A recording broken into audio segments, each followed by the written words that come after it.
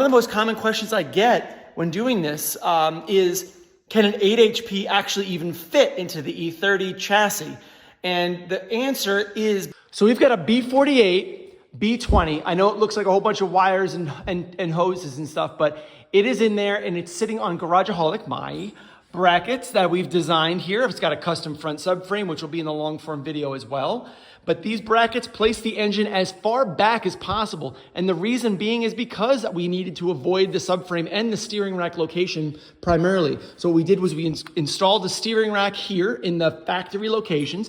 This part of the subframe is unmodified. So we had one hole here that we were maintaining for the steering rack location. And we were able to rotate it around and identify where and how far in we needed to go. And it is not hitting this oil pan, which is great because the steering rack actually fits without modifications.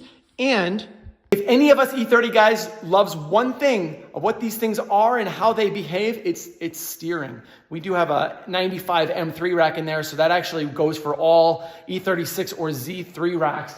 But we have a factory steering, powered steering setup, which is awesome.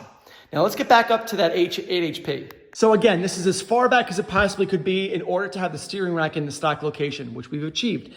But the 8 HP is pretty far back. It's almost touching the firewall and the transmission tunnel, but it's not. It's really, really close. It's a big transmission, let me tell you. It is, turning the light on here, it is literally the size of the transmission tunnel. It is sitting quite low, which is not at the desired location, but it's as high as it can possibly be. And you can tell because the output shaft of the transmission is pretty high up in there. And we can't go any higher because the pan won't go any higher, because if we did, then it would touch the top of the tunnel. But this is actually a really good drive shaft position. I'm very happy about this.